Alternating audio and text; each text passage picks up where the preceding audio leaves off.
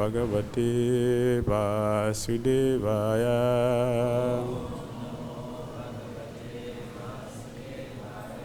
Om Namo Bhagavate Vasudevaya.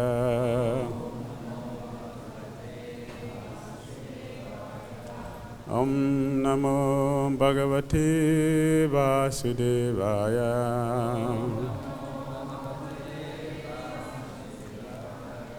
Om Agyanatimirandasya Jnananjana Shalakaya Chakshululmilitam Jena Tasmai Sri Gurave Namaha.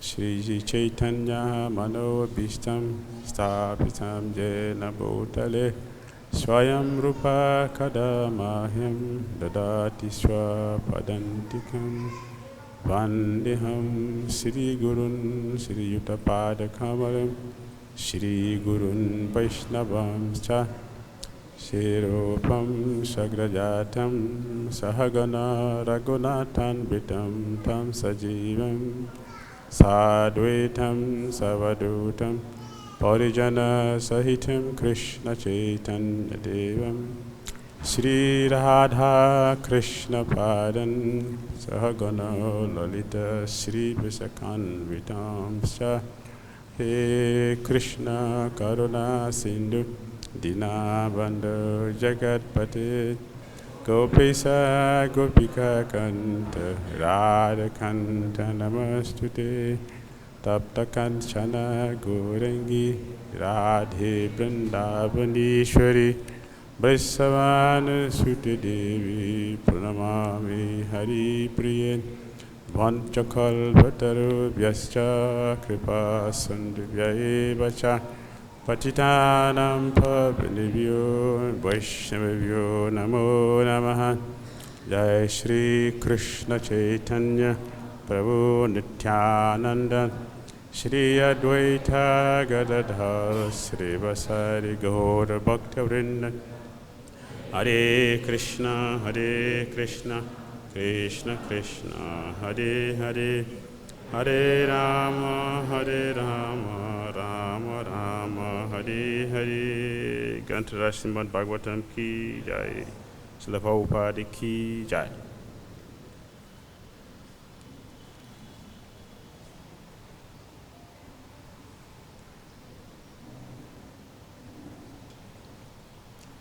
Reading from Srimad Bhagavatam, Canto 8, Chapter 19.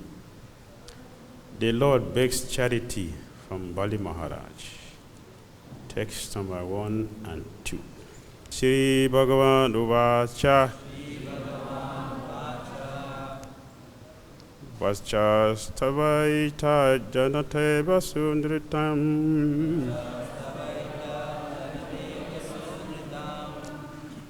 Kulo Chitam Dharma Yutam Jasaskaram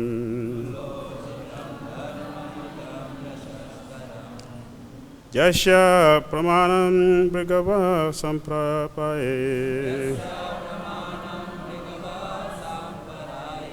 Pita Mahakula Vridha Prasanta Shri Bhagavan Uvacha.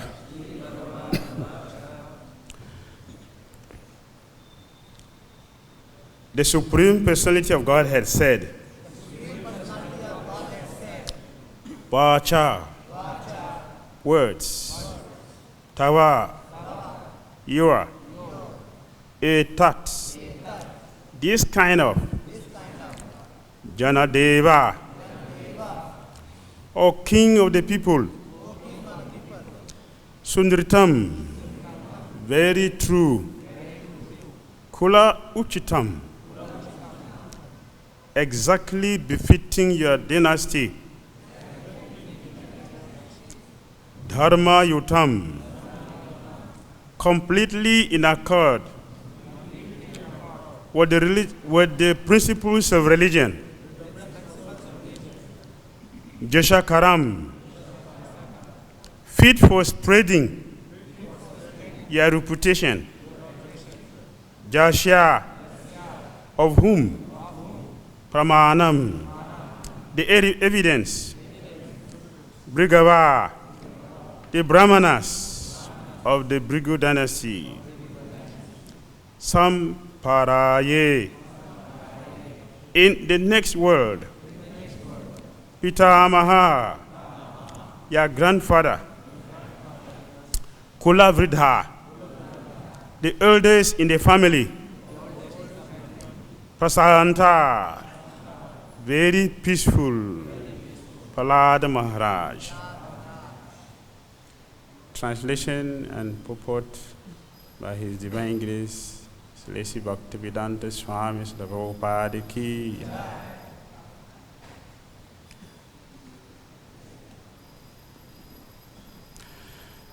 The Supreme Personality of Godhead said, O King, you are indeed exalted because your present advisors are the Brahmanas, who are descendants of Bhrigu, and because your instructor for your future life is your grandfather, the peaceful and venerable Prahlad Maharaj.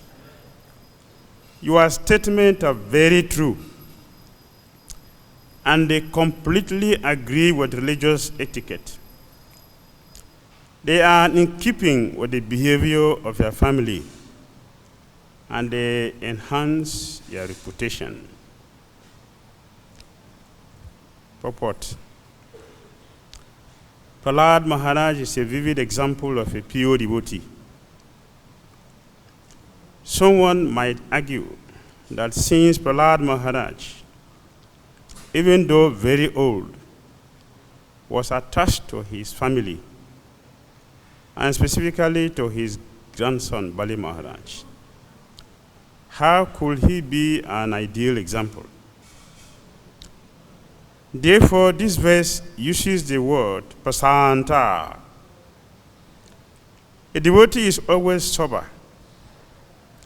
He is never disturbed by any conditions.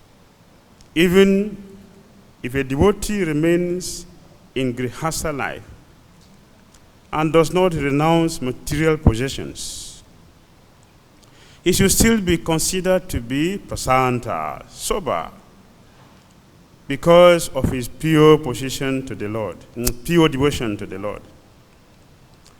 Sri Chaitanya Mahaprabhu therefore said, Kiba Vipra Kiba Nyasi Sudra Kena Nyas Naya Jai Krishna Tattva Vaita Say Guru Haya.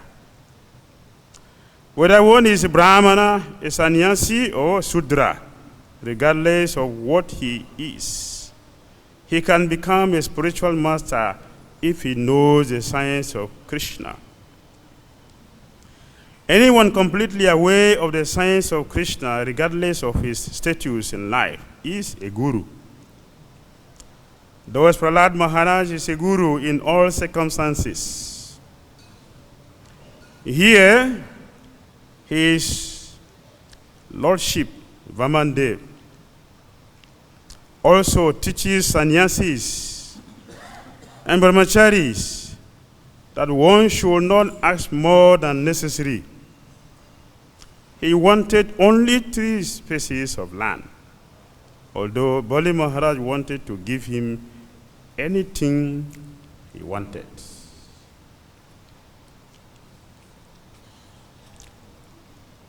Text 1. Shri Shukra Vacha Iti Vairo Chane Bhakyam Dharma Yutam Sundaritam Nisamya Bhagavan Prita Patinan Dyedham Abravit. Translation. Shukadev Goswami continued, when the Supreme Personality of Godhead Vamandev had Bali Maharaj speaking in this pleasing way, he was very satisfied. For Bali Maharaj has spoken in terms of religious principles. Thus, the Lord began to praise him. Hare Krishna.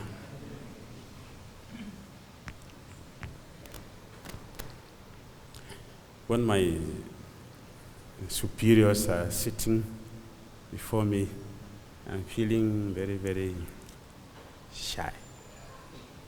I'm feeling very shy and small. So please, as you speak through me. Speak through me. Give me something to say. You should give the class. I will just sit here to represent you.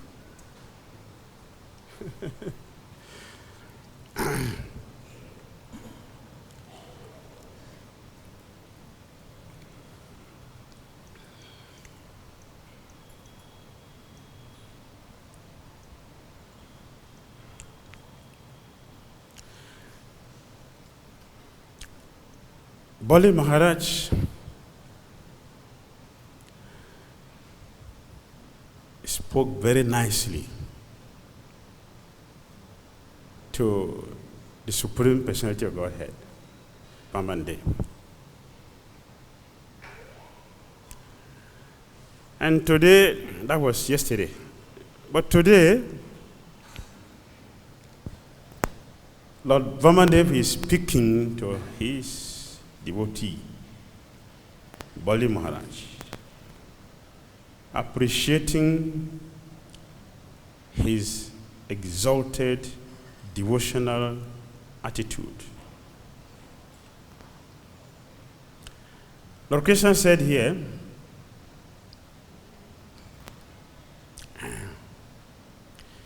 the word which you have spoken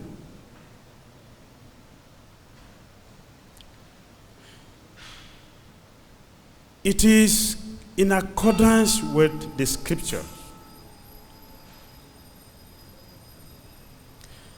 And I am not surprised that you spoke like this. Because you have two qualifications here. The first qualification you have is that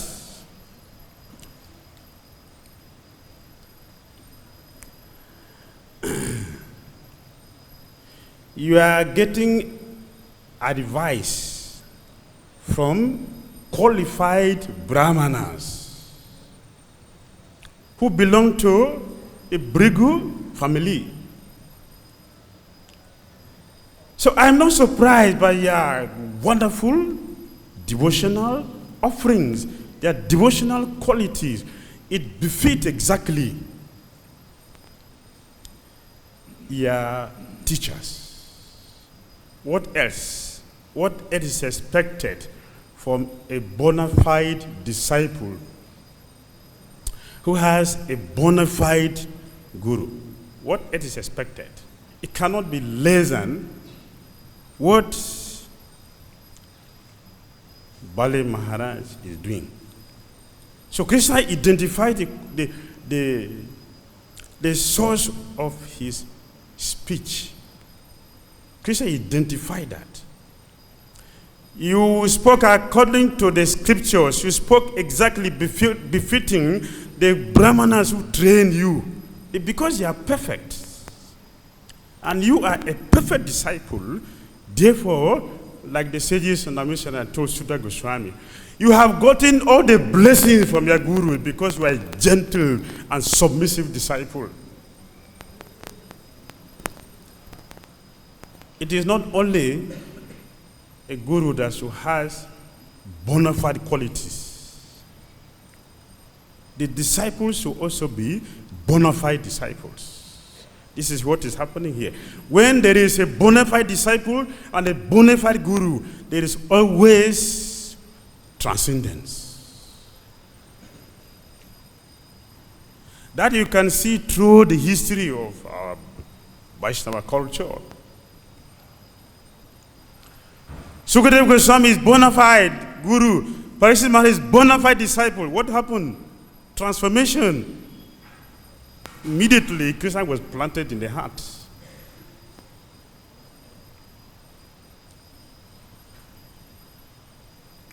Immediately, Krishna was manifested in the heart of the hearer. This is the test. to look at the qualification of the speaker and the qualification of the hearers. Both of them must be bona fide.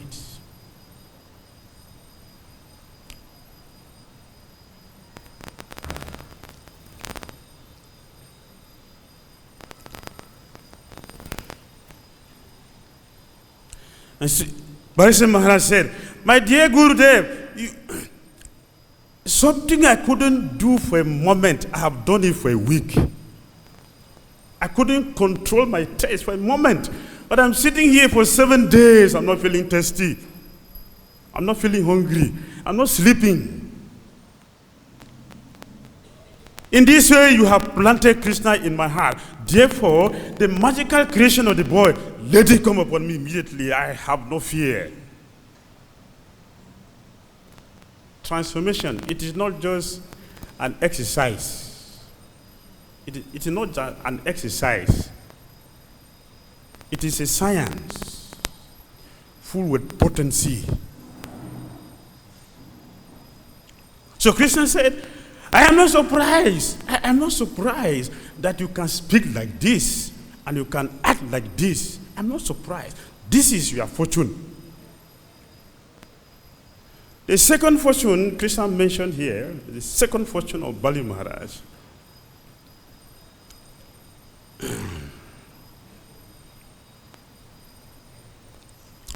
Krishna said, Pita Maha Kula Vridha Prasanta.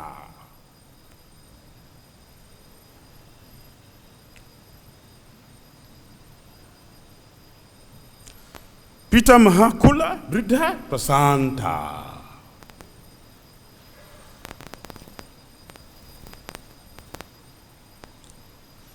Your grandfather is what? The family you are coming from, the family, the family of your spiritual teachers, they are bona fide. The family of your own lineage is also bona fide. Your grandfather is what? It's a prasanta bhakta. Mahanta Statsimatita prasanta. So, what is expected more than what you are? Bali Maharaj is my pure devotee, Sanacharya, and you come from that family. In other words, Krishna is teaching. We should be like our gurus. We should be like our mentors. We should be like our father, our parent. Disciples should resemble the teacher, the guru. Not in size, not in height, not in color, in devotional quality. This is what Krishna is using this situation to teach us. And then Prabhupada started. Prahlad Maharaj is a vivid example of a pure devotee. Someone might argue that since Prahlad Maharaj, even though very old, was attached to his family, and specifically to his grandson, Bali Maharaj, how could he be an ideal example? Therefore, this verse uses the word prasanta. A devotee is always sober. Prahlad Maharaj is always sober. Always. Even if non-devotees see Prahlad to be attached,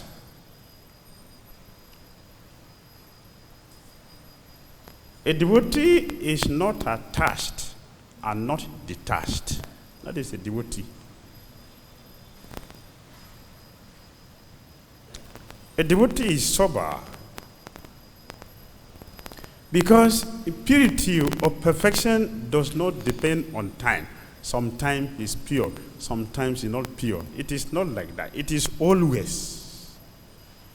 It is always. So Prahlad Maharaj is always a pure devotee. Therefore, his activities are always transcendental, and pure devotees will always like to follow in his footsteps.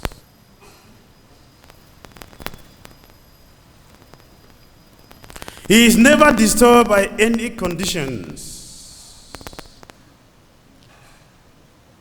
If Prahlad Maharaj is not a devotee, how was he able to tolerate the torture which was given to him by his father? Who can tolerate that? Only a pure devotee can tolerate or have the experience of Prahlad Maharaj and remain fixed in Krishna consciousness and never for a moment shifted in his faith, in his devotion, in his character. Never for a moment Prahlad feels, what is this? He never felt like that. He is completely fixed in Krishna consciousness.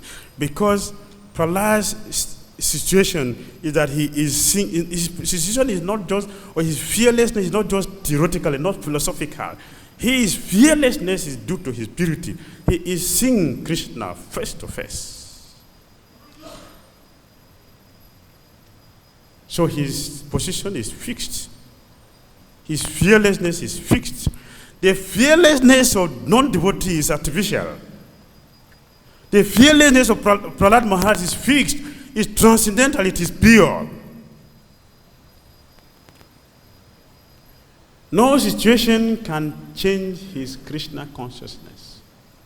Nothing, good or bad. He's not affected by good or bad situation. It's above duality. Therefore, Lord Krishna glorified him here by using the word prasanta. He is a sober person. It's not the quality you can purchase in the market. And Prabhupada continued. Even if a devotee remains in grihastha life and does not renounce material possessions, he should still be understood to be prasanta, sober, because of his pure devotion to the Lord.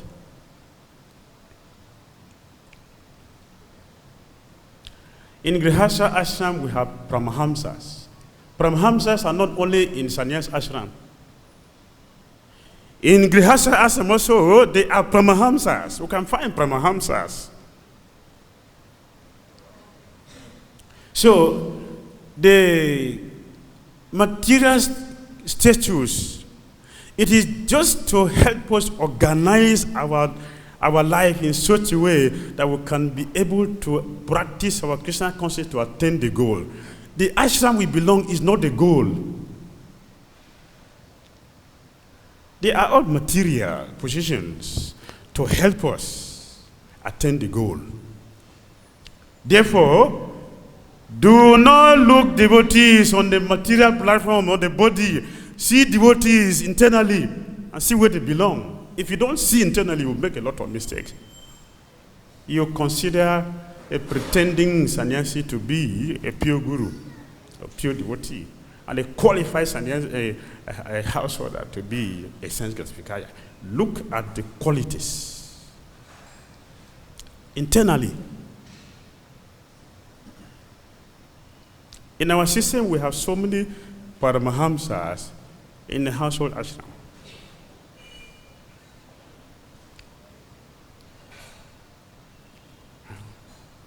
At what stage Srila Bhakti-Vinod Thakur renounced her? At what stage? When did he renounce? At what stage Bhakti-Vinod Thakur renounced and became a Babaji?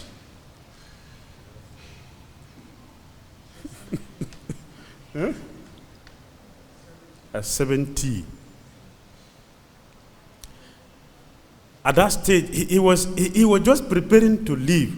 He was just preparing to leave. So all along, who he is, all along before this stage, what was he doing? It's a Paramahamsa. So Krishna consciousness does not depend on material facilities, geographical considerations, on the body.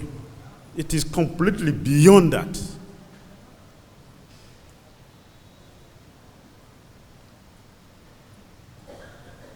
Sri Chaitanya Mahaprabhu therefore said, whether one is a Brahmana, a sannyasi, or a Shudra, regardless of what he is, he can become a spiritual master. The qualification is what? If he knows the science of Krishna. He didn't mention here, Chaitanya Mahaprabhu didn't mention, if he's a sannyasi. He didn't mention that. If he knows the science of Krishna, one who knows the science of Krishna should become a guru and teach the whole world the process of Krishna consciousness.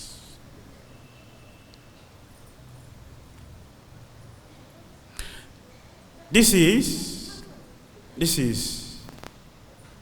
our system. And at the same time, although this facility is there and this position is there, at the same time, we can also get householders who are afraid of taking sannyas.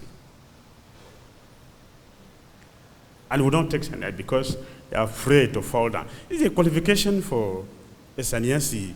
First qualification, fearlessness.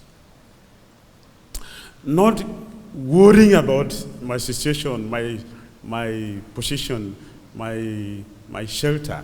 That is not at all necessary for a sannyasi. A sannyasi should be fearless. He should fully depend on Krishna and preach Krishna consciousness.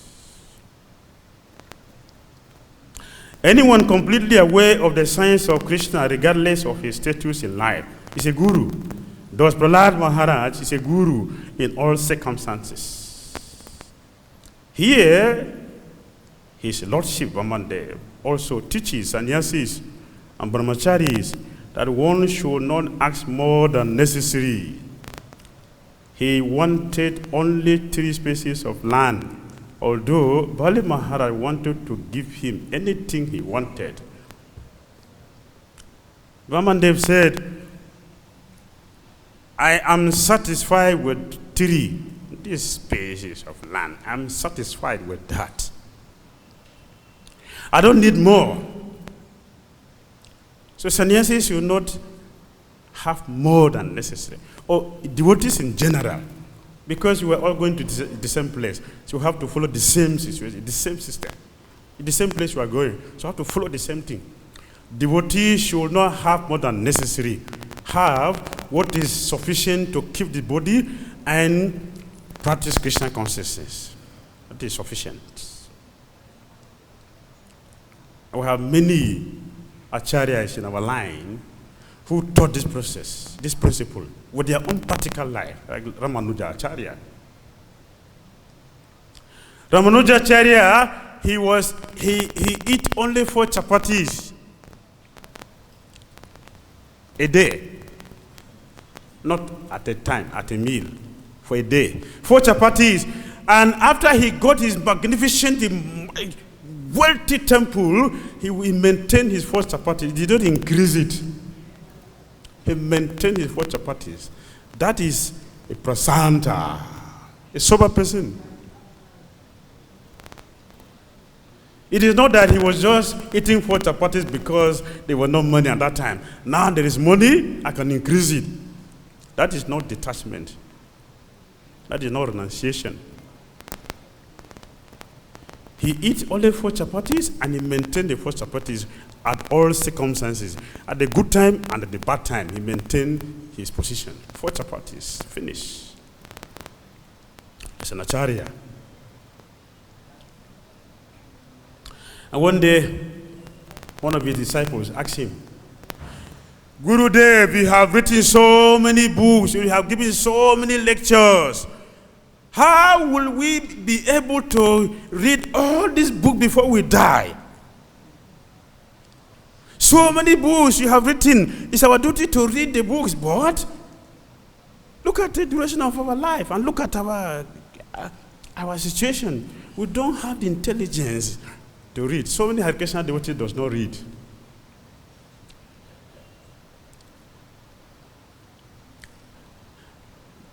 % of devotees read. Only 1.7% of Hare Krishna devotees read. Is it a pass mark? 1.7. Who wants to have that as a student, as a mark? This is nothing. So the disciples are asking their guru, how will we read all these books you have written? In other words, they are afraid. Which book am I going to start reading? Because all of them are wonderful. Ramanujacharya said, my dear student, listen to me. All the books I have written, all the lectures I have given is only one word.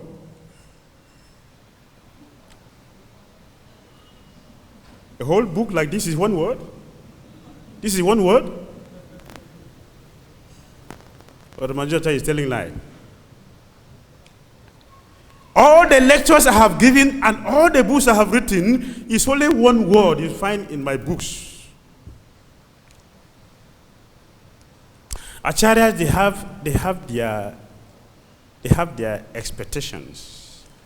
They have their goal. They always look in the audience, in the audience, among all the disciples they have target. Although they are speaking, they are looking for maybe one. And Srila Prabhupada did the same thing.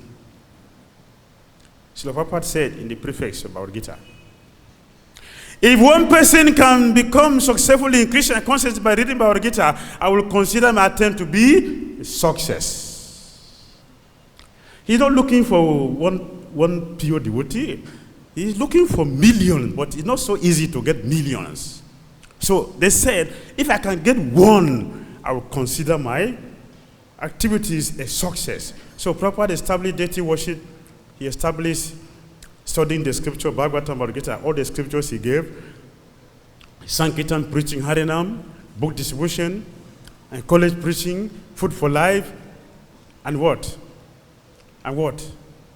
All these things Prabhupada did is to look for one pure devotee.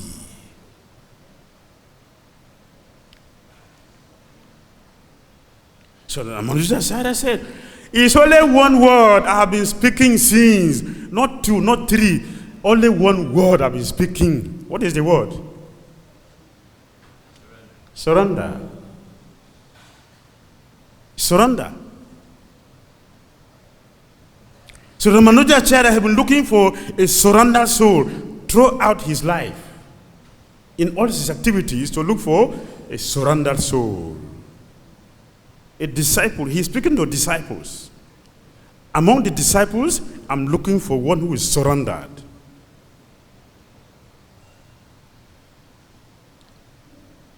We know that surrendering has 6 qualities, not just the environment, the temple where we are. That is not necessarily surrender. Or the rituals you do in devotional service, no, the attire.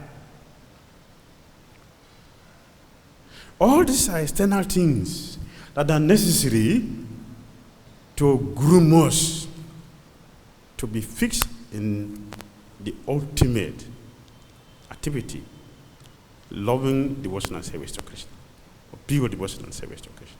So Ramanujacharya said, I have been looking for one surrendered soul. And when he said like this, it was very difficult for the disciple to understand. What difficult?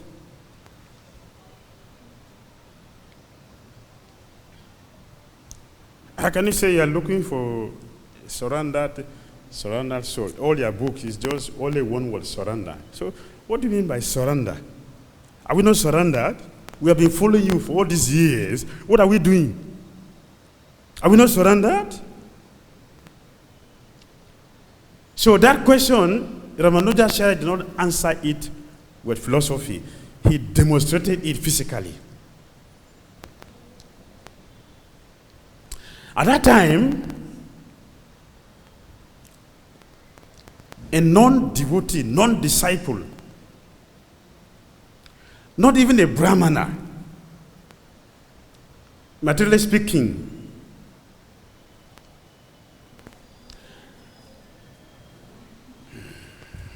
A person that is not recognized in the society was passing.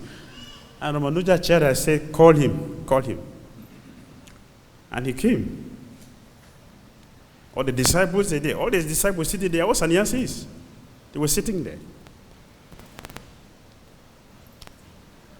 And Ramanujacharya just used his hand. Immediately, the devotee fell flat on the ground. Completely flat on the ground, without reservation. And Ramanujacharya gave him pure love of Godhead. Can you see? Was it a philosophy? Did he recite 700 verses of Bhagavad-Gita to him? He just showed him hand. Immediately he was flat on the ground. He got pure love of Godhead.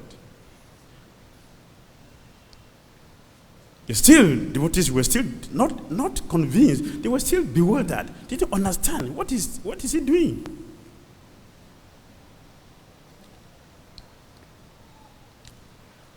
Ramanujacharya, he took prasad. And half of it he threw it inside the river. And a fish caught the prasadam, ate it, and instantly developed 4 hands and went back to Godhead. All the disciples saw. What is this? Guru Dev, we have been following for all these years, doing service, no 4 hands, no Vaikuntha. Why this fish? The fish, which mode the fish belongs to? Goodness? Huh? The fish in the mode of goodness? Or transcendental, like all of you transcendental devotees? Was the fish transcendental? The disciple, Guru Dev, what is this?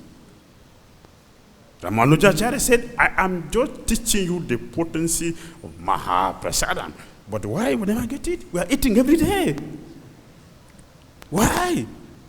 Ramanujacharya said, because you, so-called transcendental people, you have crooked intelligence.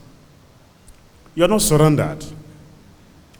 When I give instruction, you twist it. You do it this way. You do it when you like, whenever you like, how you like it. You would never do it as I like. You are crooked. The fish doesn't have these qualities. Therefore, the medicine acts upon the fish. Human beings, crooked.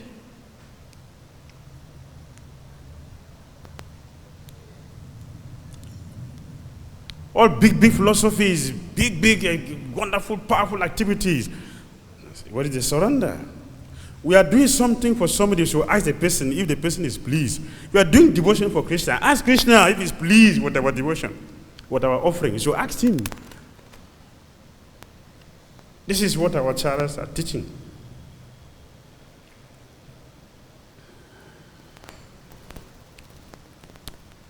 Hare Krishna. Any comments? Questions?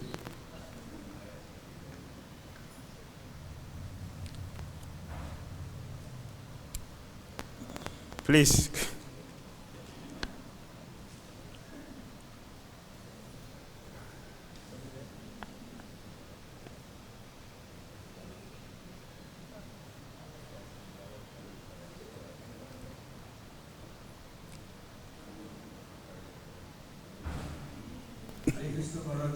Hare Krishna, Prabhu.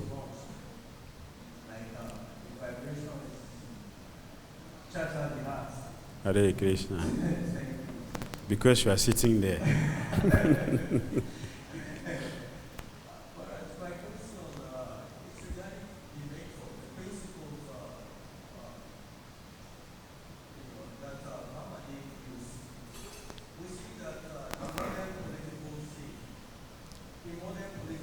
Yes.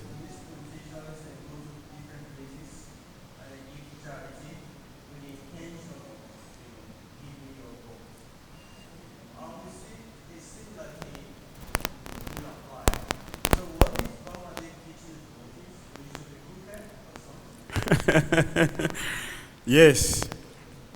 Hidden in Vamande's word. He has some hidden things, some cheating inside his statement. Thank you for identifying that. He has intention in speaking like this. There's something in his mind. I didn't mention it because I don't want to speak the next verses for people. I want to remain where the verse is. He has his intention. He is glorifying him. He is raising him up so that when he would bring his real intention, Bali Maharaj will not say no again because he had already captured him.